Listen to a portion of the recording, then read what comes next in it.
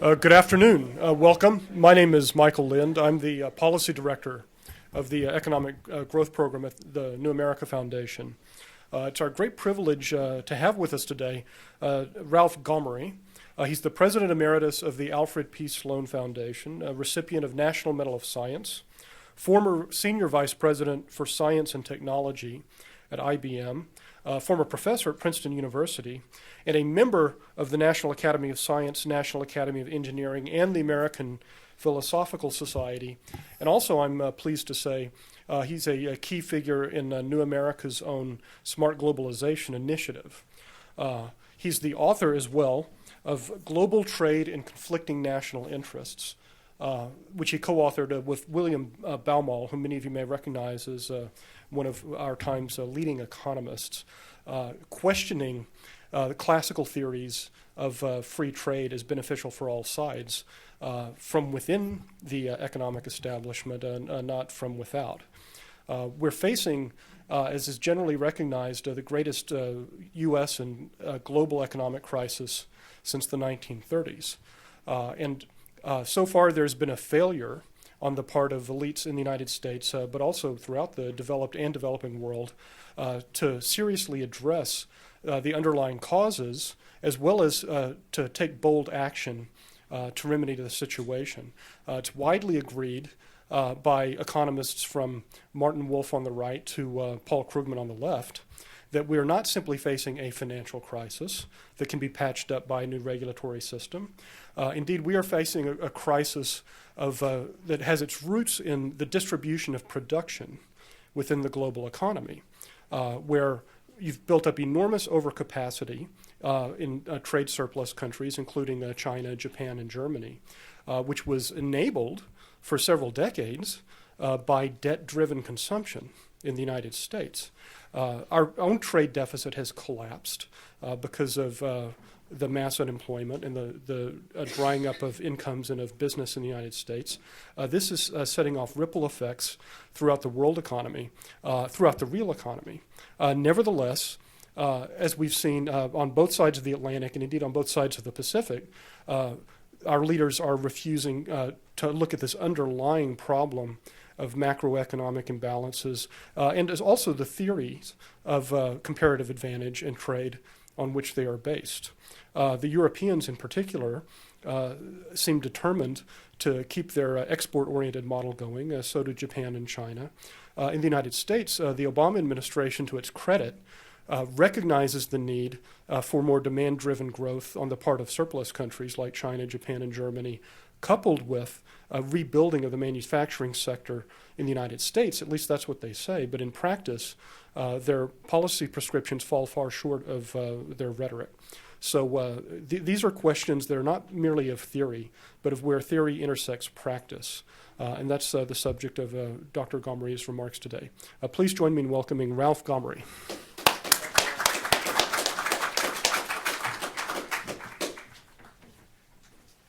I'm sure you realize that my remarks are only from me and do not represent the, I'm sure, conflicting views of all the various organizations I was once a part of. Right? Do you hear me okay? All right. All right. Was that a...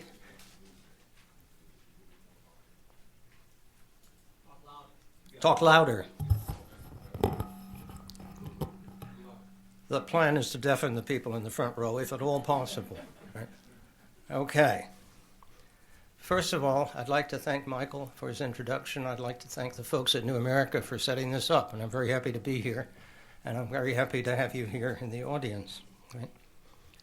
I'm going to start talking about comparative advantage, and because it's a widely used term, and comparative advantage is a powerful and attractive thought. But, you know that if I say that, I'm going to say but, right?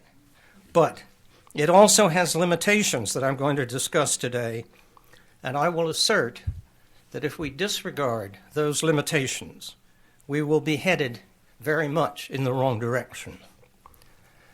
Now, part of the charm of comparative advantage is that it tells you something that is not immediately intuitive. And by the way, I'm going to explain what comparative advantage is as I go along.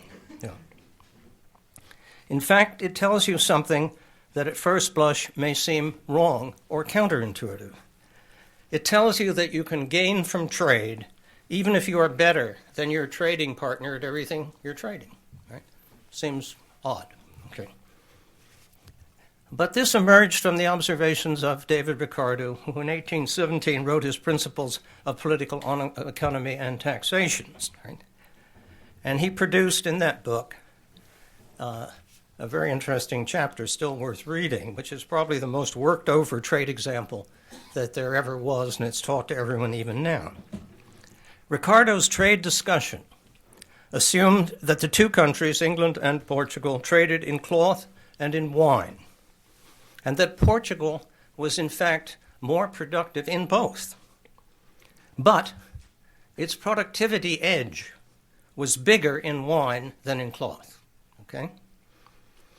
Ricardo observed that even though Portugal made cloth more productively than England, it still was beneficial for Portugal to move some of her people out of cloth making and into wine making, for the British to do the opposite, that is, to move some of their people from wine making into cloth making, and for the Portuguese to export more wine, and for the British to take that extra cloth and ship it back, and they had balanced trade. And they both came out ahead in the quantities that were produced, right? And so there is advantage and there is comparative advantage, and the Portuguese had a comparative advantage in wine. That meant it was bigger, their advantage was bigger, and the British had the corresponding advantage in cloths, right? And that is what we talk about today when we talk about comparative advantage.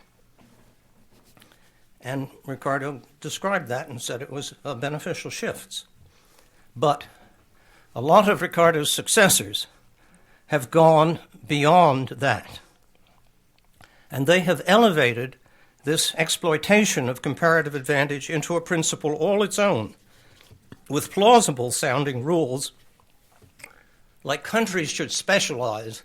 That is, they should be the sole producers, in fact, in the things in which they have a greater comparative advantage. Okay?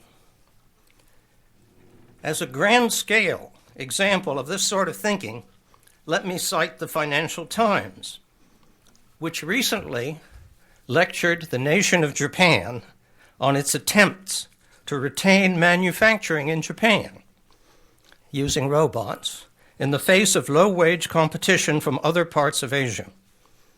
And the Financial Times, in an article entitled "The Malady of Manufacturing," the malady of manufacturing, right, told the Japanese to give up manufacturing and concentrate on research and on telling other nations what to manufacture. Ignored in this advice is the obvious fact that the things you don't make for yourself, you will have to trade for, or else do without them. If you have to import cars and all sorts of manufactured goods, you will be importing on a large scale, and to trade for them, you will have to create additional goods or services that you can export on an equally large scale. Right? How does the FT's, the Financial Times prescription for Japan, look? How does it stack up if we look at it this way? Frankly, it looks like nonsense. Research is a small-scale activity. In most companies, only a few percentage points of revenue. And there is no way that the output of this small activity can be traded against a nation's need for manufactured goods.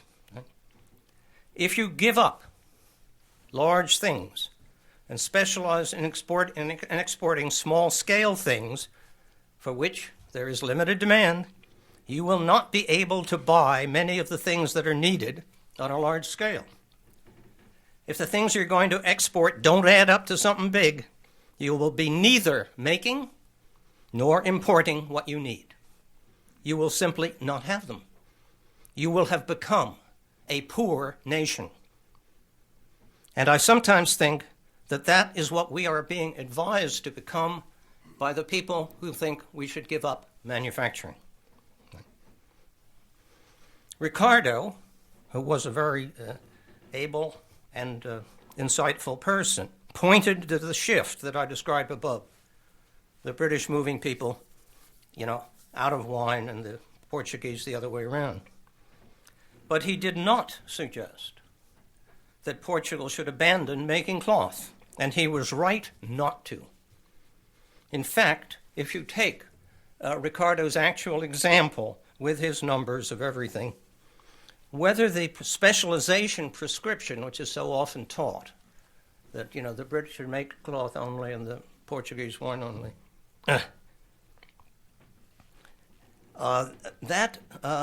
whether that prescription is right or wrong does actually depend, if you work it out, as it should, on the scale of the demand for wine versus the scale of the demand for cloth. Right? Nevertheless, what is taught today, nowadays, about the England-Portugal example is that England should make only cloth, Portugal should specialize in wine, and there is no discussion, very often not discussion at all, of the scale of demand. Clearly, if the demand for wine is small compared to the demand for cloth, specialization simply doesn't work. The small value received for wine exports will buy only a small value of cloth imports. The Portuguese will be ill-clothed. They will be a poor nation. But this is what the Financial Times is advocating for Japan, and there are some in the U.S. who think we too do not need manufacturing. And again, this is being pushed without an adequate analysis of scale. We are advised to continue and even increase our imports without having the exports to cover them. Okay. What happens if you do not have enough exports to cover your imports? Well, the alternative available in Ricardo's day and discussed by Ricardo was for the Portuguese to ship gold to England to buy the needed cloth. However, this was not a long-term solution then. There's only so much gold they were willing to ship out of the country, and there was only such gold in the country, right? And nor is the equivalent solution now a long-term one. Each year, we make up for the year's huge trade deficit, not by shipping gold, but by shipping IOUs, treasury bills, which are essentially promises to pay later. And as Warren Buffett put it a couple of years back in a Fortune article, what we are doing is, and I quote Warren, we are selling the nation out from under us. And when we come to pay this enormous accumulation later, we will then be poor indeed.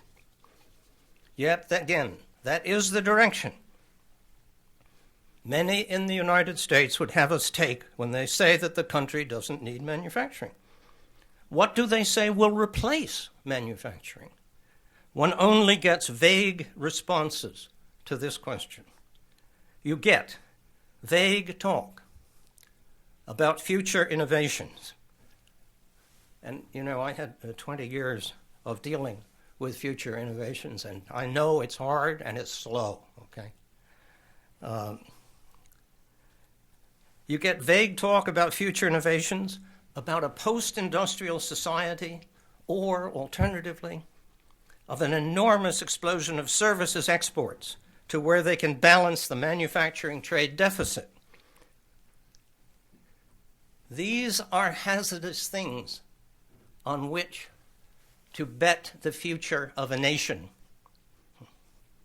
This vagueness disguises our real situation, and something I will later on is the need for the United States, and this is in line, I think, with what Michael was saying, to rethink our fundamental economic goals and how they can be attained. Sometimes this is drowned out in the crises of the moment.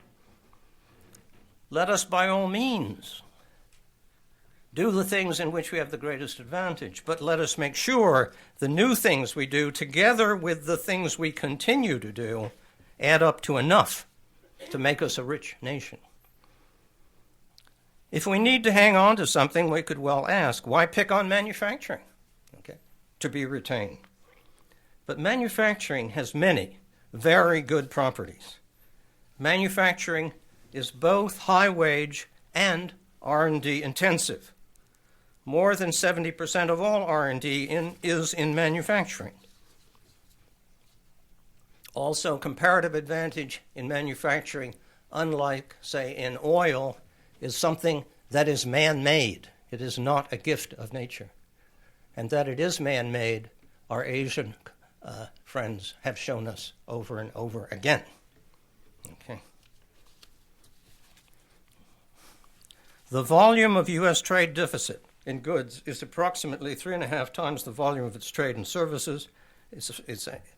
And if the deficit in goods trade were to continue to expand, we would need a not credible growth rate in the trade surplus of services in order to get anything close to balanced trade. And if you take the services thing apart, it's just not credible. I mean, the biggest single item in it is tourism. How do you explode tourism?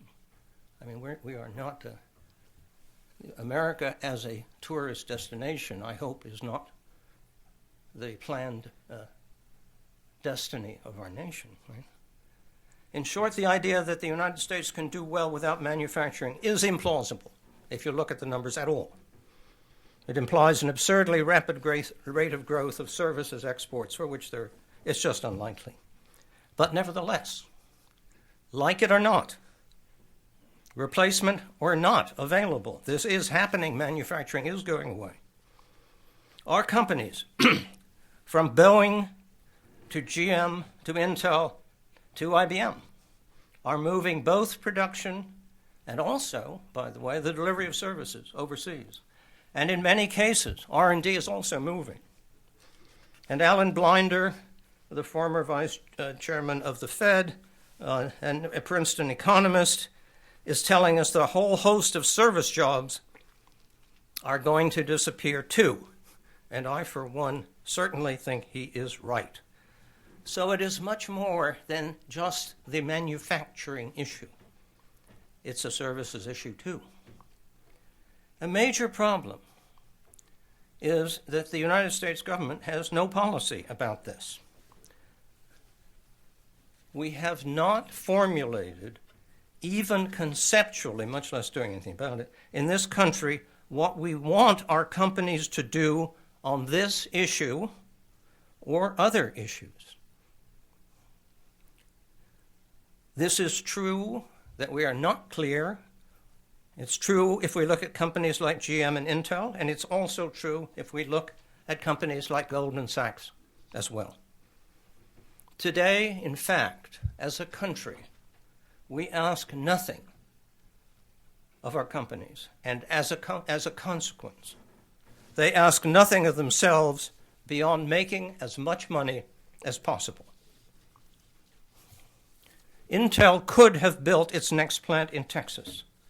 It chose to build it in China because the participation of the Chinese government in paying for the plant made that much more profitable. And the Chinese government had good reason to make it more profitable. Semiconductors are a key industry and one that contributes strongly to GDP. And it's one in which they want China to play a major role. The Chinese knew they wanted Intel, but the U.S. had no view, none. And one is needed. But in this country, we do not ask companies to contribute strongly to the U.S. GDP. We let them go where they can get the most profitable deal. This country badly needs to decide what it wants its companies to do. Is it important for them to provide productive jobs for Americans? Or do we agree that profit is the only thing?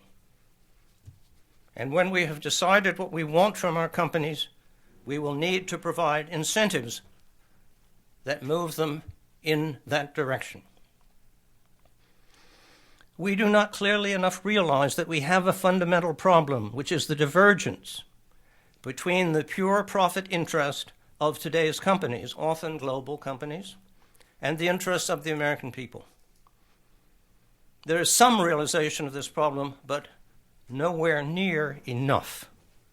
And on this, Senator Schumer has written in his recent book, Internationalization diminishes the overlap.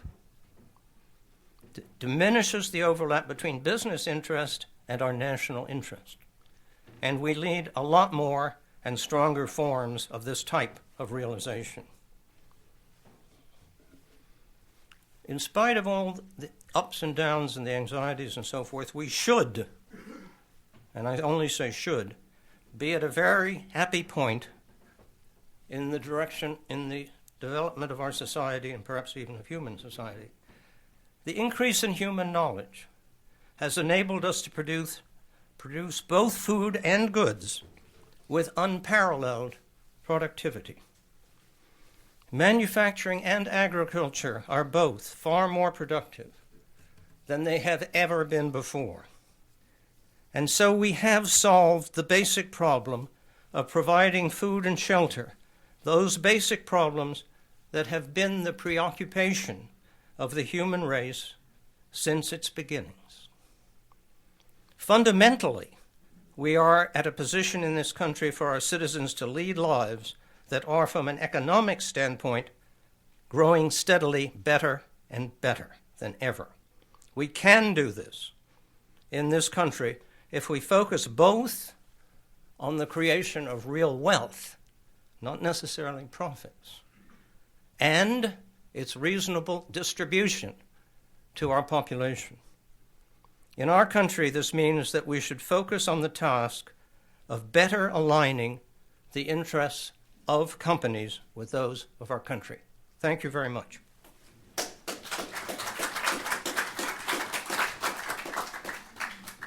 Dr. Gomory, we'll take questions. I'm sure we'll have a lot of debate if you just want to stay there.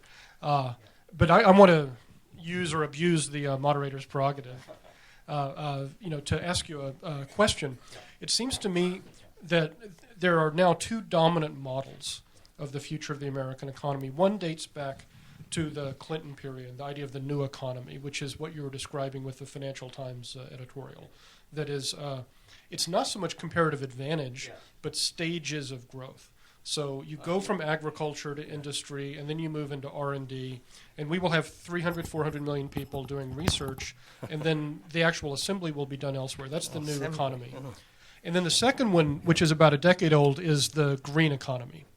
The green economy, which is not defined as making all production green, that is manufacturing, mining, agriculture, which is a good thing. I mean, you want it to be environmentally sensitive.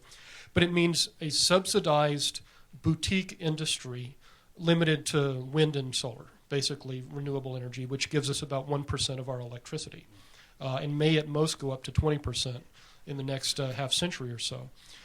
So the president gave a speech yesterday on his graduation initiative, and he weaved these two ideas together.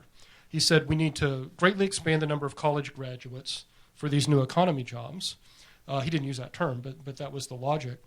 And also we need more people to make windmills, wind turbines, and to weatherize houses and buildings with caulking guns. So this seems to be the emergent synthesis at the elite level. That is, we'll have the service economy plus this kind of subsidized, windmill and solar panel economy. How do you account for this? That is, these are otherwise intelligent people, right? How can this become the bipartisan Democratic and Republican consensus? Well, there are a lot of questions, right? You could be asking me to comment on the substance. I might as well go back to the substance. On the comment on the substance, or you asked me how can intelligent people. I think I'm not going to deal with that. A bit too provocative, maybe. It's a provocative thing. People, in my experience, can believe almost anything, especially if it's in their interest. Right? So I don't want to deal with that at all, but I will talk about your main points, as I understand them. If I miss them, please correct me. Let me start with your discussion of windmills. Right? Now, I would say that that's an example of misapplying comparative advantage. Right? The notion is that we should develop an advantage or comparative in windmills. Right? But in my talk, I've said, that's great, go ahead. But don't give up the other stuff, because there's only so much you can, that's only a small percentage of your national output. And whether you consume it at home or ship it out, it's too small. I mean, you could say, we're going to specialize in concert pianists. Okay, that turns out that we have a great music school. We provide the world's best 20, right? They tour the world producing foreign exchange. We don't give up everything else, right? There's only so much you can get out of 20 concert pianists, and there's only so much you can get out of windmill type things. Let's do it. It's a good idea. It's a step into the future. It's not, you have to do much bigger things, right? I think your second point was the new economy. The new economy. Which Again, you somewhat yourself. I think I'm sympathetic to, good gravy. I mean, a very large part of my career has been spent on R&D. I think I have a better than average understanding of that. There's only so much R&D you can do, right? Because every time you're successful in R&D, that entrains huge expenditures on the new product and all that stuff, okay? So, first of all, if you do R&D in the United States, and you do your manufacturing and things like that abroad, there are a lot of flaws in that picture. I'll just start with one. Most of the value add will be somewhere else. Secondly, it's very hard to do R&D disjoint from manufacturing, because the way you design it and the materials and the tools that you can suppose to make it, they themselves are all subjects of research, okay, and invention. So the idea, it's a somewhat academic idea that somehow you can do the advanced idea over here and then you throw it over the wall and the guys manufacture it there. And it doesn't work. I mean, if you don't get into the manufacturing, in semiconductors it's extremely true. If you don't get into the manufacturing process, forget it, okay? And by the way, I'd like to come back to the point about this is a man-made thing. You cannot claim that in semiconductors, cheap labor is the big advantage, right? You walk around a semiconductor plant, there are a few guys in white stuff and wearing socks, special feet, and things like that. It's all in the plant, and the plant could have been anywhere. It's just it was subsidized, and we don't do it, right? And they do it, and that's why they get it, right? So I think the idea that we can just do R&D doesn't pass the numbers test, okay? And second, it does touch on something that is a very sore point with me, and so I'll go a little beyond your question. I react viscerally to the notion that education is what's wrong with our people, right? It takes two things to have a productive worker. One is they have to be able to do the job, and second, the job has to be there. Right? When we ruled the production world, it wasn't because our workers had advanced degrees. It was because the companies organized them in productive ways, supported them with assembly lines, which were the thing of that day, put machinery next to them. Okay? When we dig deep ditches cheaply in the United States, it's not because the guys controlling the backhoes have advanced degrees. It's because they have backhoes. Right? And they will outdig a very talented group of people with shovels. And it was that kind of setting for our workers that made America the most prosperous nation in the world. But now we've forgotten that the job and the setting are at least as important as the level of education of the person involved. And we go on and on. Educating them is better than not, by a lot. But if you do not have the setting, if that setting has moved somewhere else, Forget it. It will not work. So I'm all for educating. But we also should not just blame the individual. We have to say, corporations, give us that setting. Questions?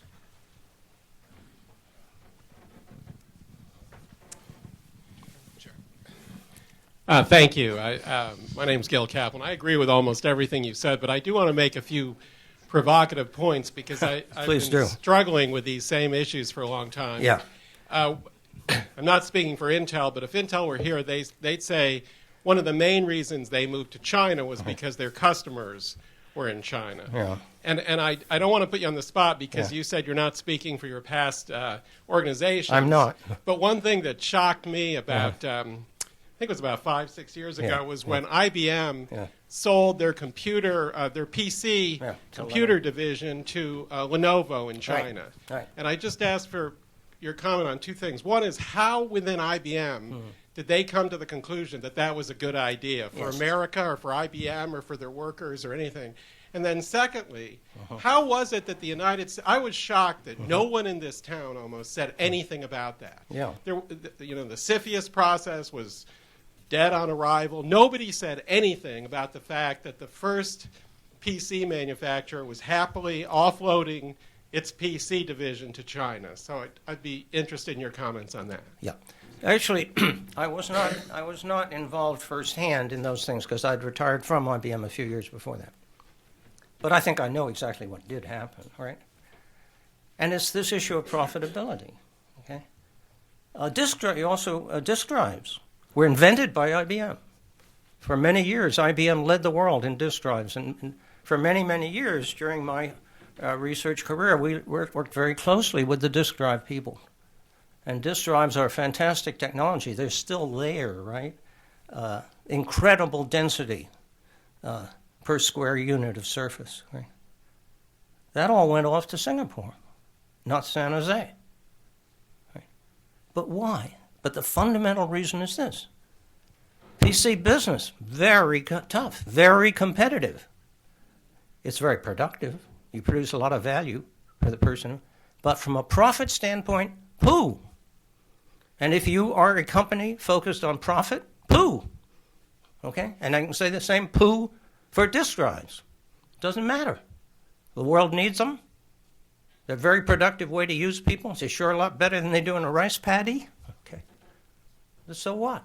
Corporations here to make money, not to make disk drives. And if disk drives don't make money, we don't make disk drives. That's the basic thing that is really involved in these. And as for your remark about they weren't thinking about America, I'd like to remind you of your later remark in your remarks, all right? Which is no one made a squeak when it happened. And that is because the American government has no policy on these things, none. And you cannot expect the corporations to make that up for the government.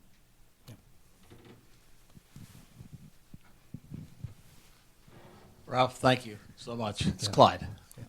Clyde, hi. I can't see you behind the blazing lights. I wanted to help thanks you. For being here. I wanted to help you a little bit with the smart people, the answer to they're all smart people. And I think it also addresses a bit Gil's question about why. Oh, thank you. I am interested. Yeah. Well, actually, the passing of Bob McNamara last week actually suggested this to me. McNamara was a brilliant guy.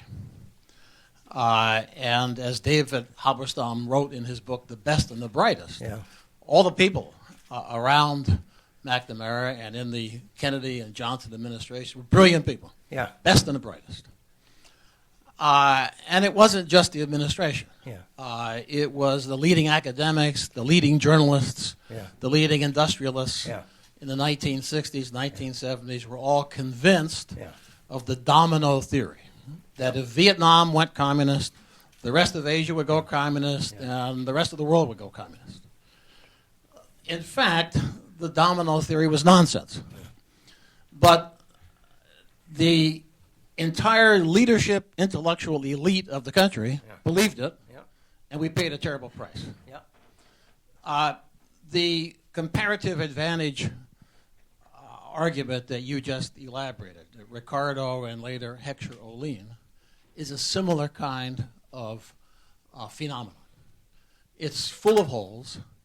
It was never intended. Ricardo never intended it as some grand theory. It was an important, brilliant insight, but with limitations. Right. But it has become a doctrine Right. embraced by the entire elite. And so the reason there's no squeak is because the journalists have embraced that doctrine and the academics have embraced it. And so nothing happens. Yeah. Thank you, Clyde. Could I comment before going on? There's a question of brilliance, all right? Is brilliance very overestimated, in my opinion? You have to know the detail. If you don't know the details of what you're dealing with, you just don't know, right? And a lot of these things, it's very hard to know. I always try and remind myself and other people of the limits of brilliance as compared to knowledge by saying, if you're so smart, why don't you give your speech in Turkish? Okay? Any Turk could do it.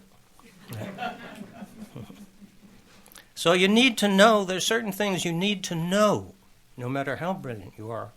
And you have to sometimes acquire that knowledge slowly and painfully, and there's no substitute for it. Okay. Hi, Steve Norton with the law offices of Stewart and Stewart. Yes. USTR often argues that our manufacturing sector is doing fine, thank you. We're producing more than ever. Yeah. Output is astounding. Yeah. We just don't need that many people to do it anymore. Yeah. So I wonder if it's really a question of employment rather than production. And then the other thing I was going to ask was, how does the government tell corporate America, multinationals, to align their interests with the American people? Maybe that's another program. That's another what? Maybe that's another program here. Well, let me recommend to you two things I've written in the Huffington Post called Country and Company Part 1 and Country and Company Part 2, and I address these issues. I will only say, as far as how you incent the companies, I will give you an example. It may be a very bad example, but it will show there are things you can do. And then I would hope that people can invent much better things, and probably there are 100, right?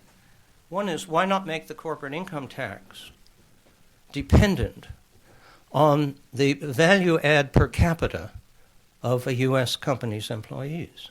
Okay? In other words, if you had a productive U.S. company, that means in the U.S. doing its thing, you are a contributor per capita to our GDP. Let's reward that. And by the way, if you're not, let's tax the hell out of it. Okay? You can make this as severe as you want. So if you decide as a country what you want, you have many ways. I mean, there's always command and control. You might have to grant corporate charters with certain conditions.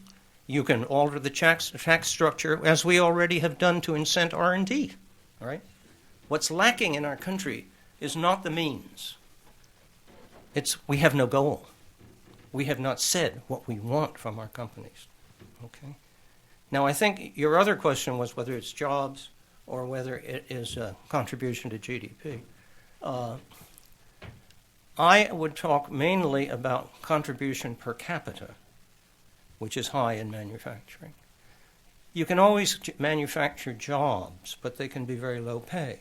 You have a choice. You can dig a ditch with a backhoe, or you can get 1,000 people and give them spoons. Right? I've got 1,000 jobs, but they're not going to be very productive. So it's that sort of thing. Yeah. Can I just add something on the incentive side? This country suffers from a curious schizophrenia between the federal level and the state level. all states in the Union at this point, whether they're conservative states like Texas or liberal ones like Massachusetts or California, have these extraordinarily sophisticated, at least on paper, economic development schemes which look like Singapore or China. You know, there is everything from infrastructure, tax incentives, payroll tax relief. There are even private activity bonds, which are issued essentially, they're corporate bonds for particular companies that locate within state borders in agreement for promoting productivity, growth, and employment. Again, some of these exist more on paper than in practice, but the thing is, all state government, governors, legislators take it for granted that bringing high value added manufacturing into their borders is a central goal of the state government. In the federal government, if you raise this, whether you're a Republican or a Democrat, even if you were a former governor of one of these states, this is considered industrial policy. So it's not so much that we don't have these Asian-type industrial policies. We have 50 of them, and it's destructive because they use these state industrial policies not only to poach industries from each other in a race to the bottom, but also they allow BMW, Nissan, other foreign corporations and state-backed entities to play 50 states of America against one another. But the thing is, we do it. We do it imperfectly at the state and local level, but we already do it.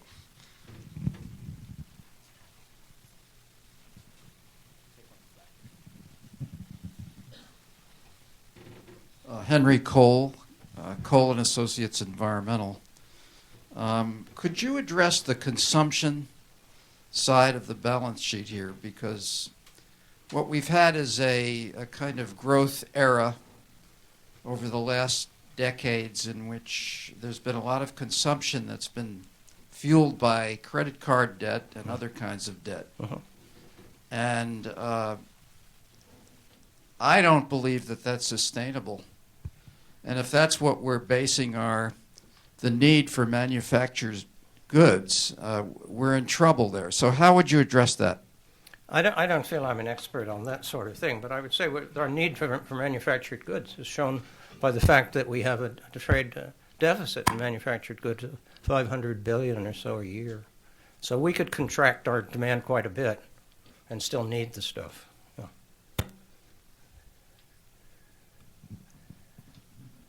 Bob Baugh from the Industrial Union Council of the AFL-CIO. Thanks, Ralph. I'm way in the back behind the lights. Oh, okay. Thanks for chipping away at the economic orthodoxy that's undermining this country. Yeah. I think it's really important. Two observations. Oh, excuse me. One is that the comments that were made earlier about, gee, we seem to be saying we can build windmills, and we're for that. Yeah. I mean, I think the real fact is that we're a nation without a manufacturing policy, and every one of our competitors has one. And while we engage in beggar thy neighbor behavior at state level, and I used to run an economic development, a state economic development agency. I've done this. Yeah. I know the game. Yeah. You compete with states against each other, all of whom are really trying to compete with this international phenomenon. Yep. And it's extremely dangerous. And if you watch what's happened in the last 6 months, we are literally stumbling our way to an industrial policy, and I've taken to call it, in the environmental side, a strategic economic environmental development policy, because those are safer words than saying industrial policy. Yeah. But we've decided we need to save the backbone of manufacturing, that we have to have an auto industry. Yeah.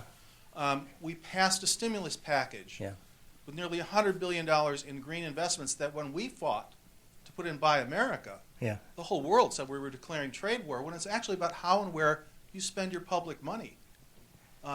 And we're having the same fight around the climate legislation about saying we're going to spend a lot of money. Yeah. We need to be doing it here. Yeah. We need to be doing it strategically so that we capture the best technologies and do what China and everybody else has done, is say, make them here. Yeah. Domestic content approach to this. And so we're literally sort of stumbling our way there. I don't know what it's going to take to push us over to align the corporate interest with the national interest, but I think we're beginning to define the national interest finally.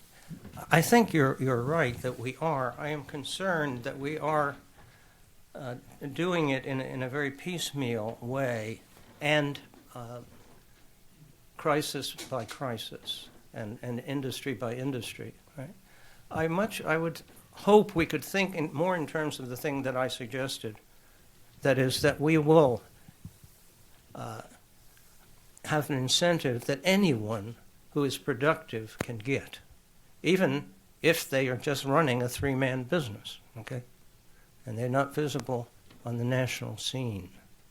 So I would prefer to see us develop a national policy in that direction. Now, as far as being accused of sort of initiating trade wars by those things, I may be alone in this room in being able to remember, and now listen very carefully to what I say, when World War II was started by Poland attacking Germany. Because that's what the Germans announced at the time. Of course, the reverse was true, all right? And so if we come to who's starting a trade war, and you look into what the Japanese have done for decades and what China is doing now, I mean, it's silly. Yeah, just on that point, the New York Times earlier this week had a story that China now requires that 80% of its renewable energy supplies be domestic content. Wow. Where's the outrage about that? The entire world erupted against the Buy American provisions for cement and steel in stimulus infrastructure spending. I myself, a few months ago, I was at a summit of world leaders, including Vice President Biden, the heads of state of the Latin American countries. One after another, everyone got up and denounced the very idea of Buy American and said American protectionism is the greatest threat to the world economy. So I raised my hand and I asked, well, we hear a lot about American protectionism. Why isn't there concern about Asian mercantilism, about export-oriented subsidized policies? The question went unanswered. So there's a real double standard here. And we see it even within our own government because the Obama administration made it clear that it opposed the Buy American provisions in the infrastructure bill and then the so-called green tariffs, which other countries use routinely at the expense of our producers. Yeah, I personally, though, and let me admit to no direct experience in the area I'm about to talk about, so I may be talking nonsense, right? Which is that I think we should develop a policy which we can implement. Right? All these pathetic things, that if only the Chinese would change their exchange rate, if only this, if only that, right? These countries are acting in their own self-interest. Right? And if I were the dictator of China, I would probably be doing exactly these things, and I would send a secret memo to whoever enforces patent things saying, look, you got to look as if you're enforcing these things. But, hey, they only got those patents because they industrialized ahead of us. Why should we go on paying them forever, all right? So we got to look good, but just quietly use them, right? I mean, these people are patriots for another country. And they're not bound by either our laws, there may be international agreements, or by our point of view about the rectitude of what we insist on in international agreements. So I think that kind of stuff is very shifty stuff to build your future on. And I think that we should consider how we can balance trade and doing things of that sort. And there are ways, again, to do that without the consent of the other nations. Great if we get it. Yeah. Hi, I'm Mike Olshausen. I wanted to ask you about the consequences of losing manufacturing jobs, particularly heavy manufacturing jobs, for that part of society which is comprised of males who are not particularly suited, perhaps, to going on to obtain PhDs or master's degrees. It's one thing to provide plumbing services, quite another thing to manufacture the pipes, the elbow joints, and so forth. That's heavy manufacturing, those elbows, pipes. In fact, we can do reupholstery at the corner shop, but the furniture is somewhat heavy manufacturing. Looms to make large bolts of cloth. You know, sewing one can imagine being done by women, but men tend to man large machines. And one of the things men do when they don't have employment is they get into mischief. And they do.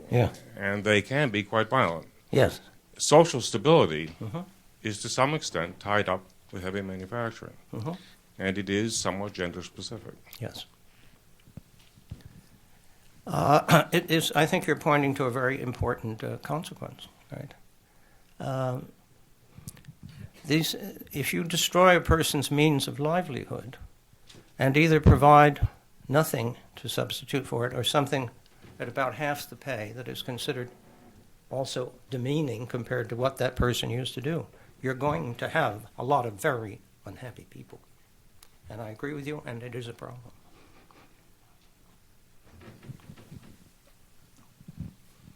Yeah, Greg McNeil here. I just, I've heard you talk about companies that are profit-driven and kind of, Yes.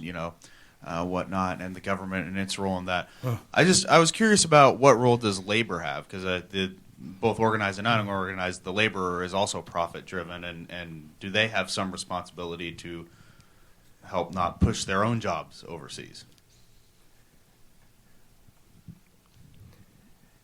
Well, I think I think the question is one of balance, right? A company has revenue. It has to pay out a certain amount of that to get the pieces that let's take manufacture, that they assemble and work on. Okay, and then what's left in between is the value added, and from that you pay certain internal expenses, you pay the wages, and you pay the profit, or retain the profit. Okay. I think what we're talking about is, let's assume there is this value add. Who gets it, and under what circumstances? Okay. And the question is, should the wage component of it be decreased or increased? Should the profit component be increased or decreased? For the last roughly 20 years, the profit component of that has grown and grown as a percentage. The wage component has not, which is basically why wages have been, in real terms, just about flat for 20 years. Okay. Now, what affects that is the bargaining power of the participants. Right?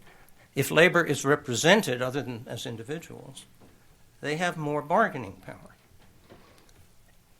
The shareholders didn't used to have that much bargaining power. Right? When I first joined IBM and things like that, which is a long time ago, hell, none of us knew what the stock price was. Right? And also, although I was a part of the top management for many years, I never thought much about board meetings because nothing ever happened. Right? The board wasn't pushing us one way or another. And during that whole period, there was a widely accepted view, which, by the way, you can find in the statements of the Business Roundtable of 1981 or 2, that the company was there for around 8 different constituencies. It was there to make good products. It was there for its customers. It was there for its workers. It was there for the community. And oddly enough, in the list, I have one of those statements, and the 8th item is for the shareholders, and we had to give them a fair return. Okay. Now that changed. And in this contest between the wage earners, and the profit people, which is the shareholders got the upper hand, and they did it rather deliberately. They decided, and it was a conscious sort of thing that was talked about, and it was, in my opinion, only made possible by the fact that the shareholders were represented by mutual fund people, by financial people very largely. Hey, we want more attention paid to the profit side of this thing. How are we going to do that? And the answer is very simple. We're going to give the CEO and that level a huge incentive to focus on profit. That was counter to human nature, because the way those guys worked, and I knew them and worked for them, every day they saw people like me, they saw other division presidents, they talked to customers, they were conscious of their communities, right? And then every 3 months they'd meet for half a day with the board. Okay? So the pressures that were exerted to think of these other constituencies were more like daily, and the board just showed up every now and then. Okay. So the boards decided to change that. Okay. And I'd say it's a credit to our CEOs. They had to raise their compensation an incredible amount before they forgot all those other people, okay? And then they did it.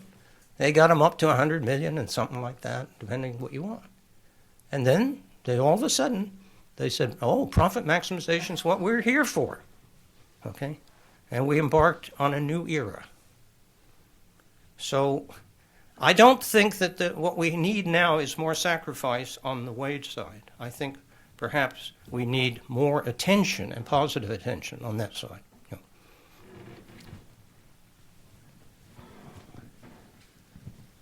Lloyd Wood with the American Manufacturing Trade Action Coalition. Yeah. What are some of the benchmarks that you're looking to see whether the administration starts to actually figure out precisely what you've been saying? And I would say thank God for Bob Baugh at the AFL-CIO, and because if the AFL-CIO didn't have a seat at the table with this administration, I'm not sure there's anybody at the administration that understands this particular issue. If you look at all the appointments, there have been basically a deliberate exclusion at every major policy influencing point to try to exclude your point of view. So I'm kind of curious now, after 6 months into this administration, with the economy keep going down, are any of these folks starting to actually come to you to say, what the heck are we doing? Are we, what can we do to turn the ship around? I think there are many people probably in this audience who are more expert on to what extent there are dissenting viewpoints in the administration than I am. I can only say from my position as a pretty total outsider, I don't even live in Washington, I haven't seen much.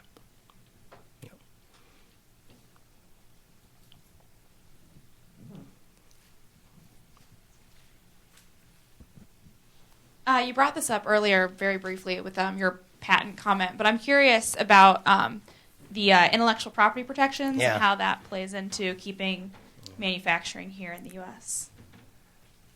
I think it's overstated. The last time I looked, if you took the surplus, or I can't remember whether it's the surplus or it's simply service exports,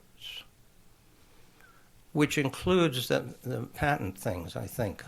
I may be wrong about that, but I think it does. It's only 10% it's not that big a thing, right? So the idea that we're going to live on the income from patents, it's one of those things, again, it's the wrong scale. It just is the wrong scale. Even if they enforced it, which I'm very pessimistic about that. So I would suggest that you look up and see how big a deal it actually is. And my own experience in that world is, you can get a certain amount from patents, but boy, I've never met a company that lived on them that wasn't just a law firm. Yeah.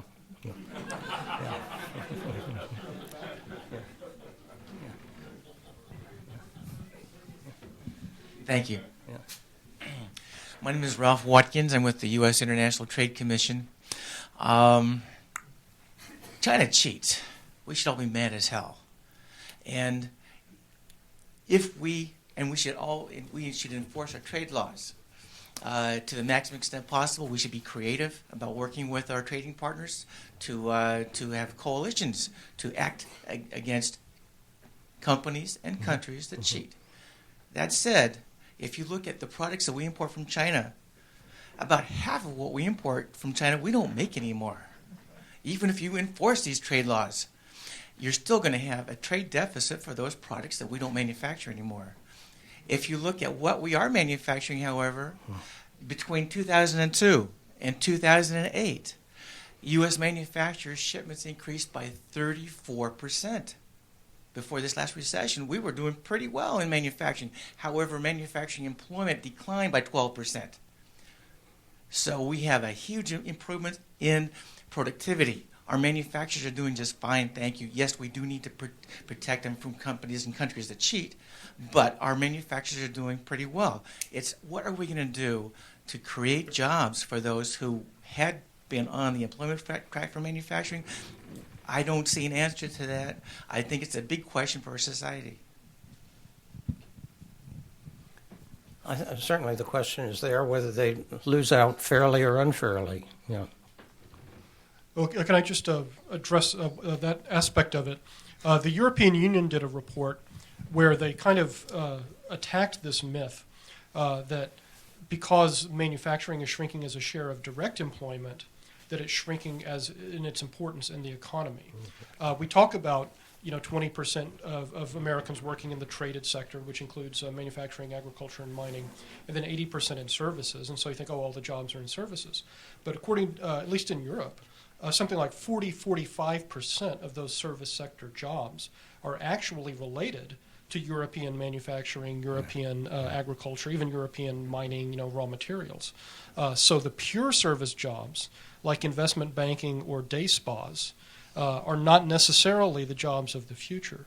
And if you expand your exports, then you can expand this kind of multiplier effect. You have more suppliers, more product researchers, more distributors, more transportation, more infrastructure, and it's being driven by a sector that actually has a fairly small amount of employment. Yeah, I think if a sector can make goods with less people, right, that we better find a way to absorb them, because that is productivity, right? And that is exactly the process that made America wealthy, right? And that's very different from having them lose their jobs to the same old technology that they're using in the hands of other people, okay? In which case, it's a totally different outcome. And in the first case, GDP goes up, and you really have the means to do something for those people. In the second case, it's all loss. We've got time for a couple more questions. I wanted to ask a data question. I once asked the federal people, pointing to the fact that our manufacturing output has not decreased. Yeah, I asked the Federal Reserve one time, though, how they took account of value added, how much of the an awful lot of those numbers. I got a very murky answer. If we ship parts to Mexico and the assembly goes on, and then we come back and we claim that we produced this even though all we did was to put the label on it, I wonder how good the manufacturing numbers are. Yeah, I understand what you're saying. And I think a lot of these numbers are very murky. Anyone who's serious about getting under the gross numbers has better look very, very hard, because it's exactly what you say. Value add is what counts to the GDP of a country. And in many cases, it's hard to know what that is. Well, some of you may recall under the previous administration, there was a suggestion that McDonald's be reclassified as a manufacturing enterprise to inflate the manufacturing employment numbers. I think that was shot down. The thing is that manufacturing is a wonderful thing. Why is it, right? The real reason is because you can put next to the worker something that makes them productive, okay? Whether it's power tools, a part of an assembly line, whether in a fab, in a semiconductor fab, it's all that machinery and the clean rooms and everything else. You embed the person in something that makes them productive. I think that even in the service sector, we will invent and find ways to make people productive by putting next to them something that magnifies and amplifies their effect. Right?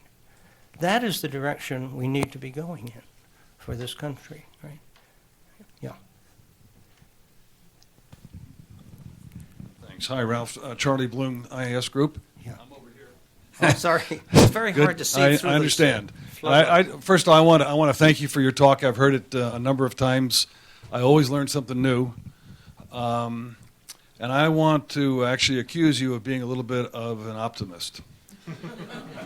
Because, and it goes to the question from the ITC. I mean, America has an investment crisis.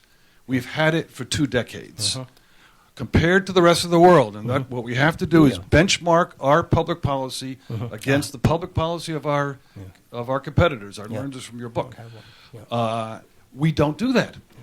In our stimulus package, we're painting bridges. The Chinese are building bridges. We're spending $8 billion on intercity rail. They're spending $500 billion on intercity rail. They spawned whole new industries to create locomotives, rail cars, rails, electronic gear, switching gear. We're going to import everything for that we spend on the $8 billion, except for the labor that goes into the construction and maybe the 300-foot rail. Yeah. We are fooling ourselves by looking at our own past. We don't look at our present and future competition internationally. So that's why I accuse you of being an optimist. Well, there are two things. I want this audience to know that he may have heard this all before, but this is actually the first time I've ever talked about comparative advantage. So maybe the second half is familiar, okay? And secondly, this is about the most vicious accusation that I have ever encountered, you know.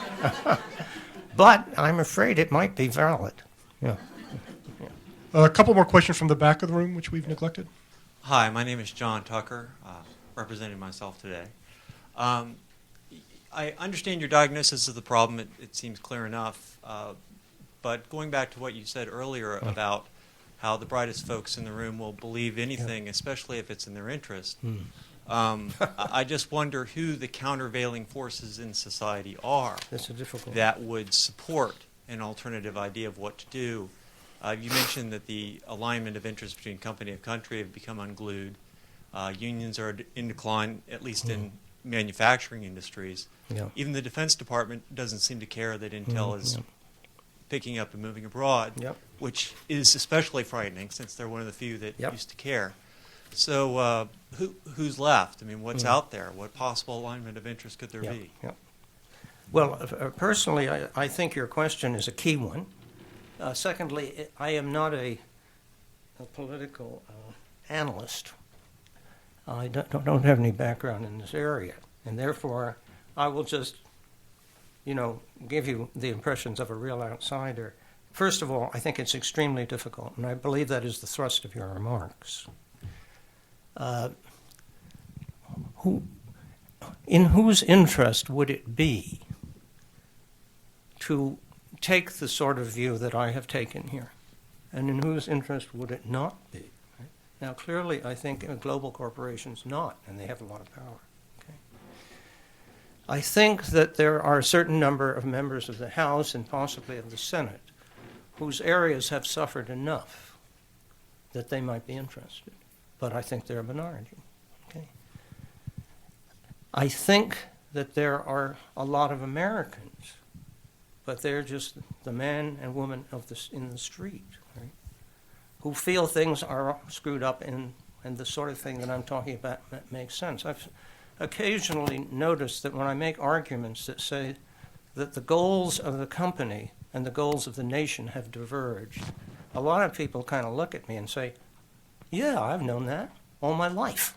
Okay? So there's a certain sentiment based not on what I say, but from their own histories of suspicion and doubt about these great big things. Right?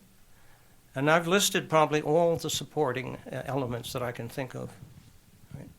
And so that's the best reply I can give you. And I hope others in this room will find better answers. Please join me in thanking Ralph Gomory.